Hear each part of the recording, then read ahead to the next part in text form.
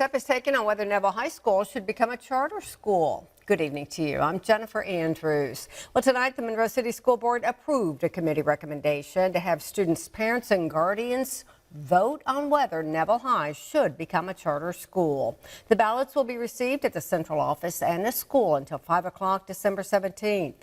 Plus, certified faculty and staff will also vote on December 17th and the 18th. At the end of the day, whatever the faculty and staff decides, whatever parents decide, that's their right. All I encourage everyone to do is get the truth and understand the full scope and full totality of what they're embarking upon. The school board has to accept or reject the application by January 17th.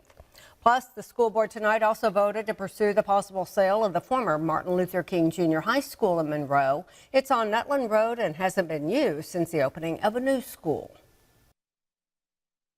And I think financially, fiscally, it could be a benefit for us. And we've decided that if we wouldn't sell the building, then we would possibly look at repurposing the building for other usages.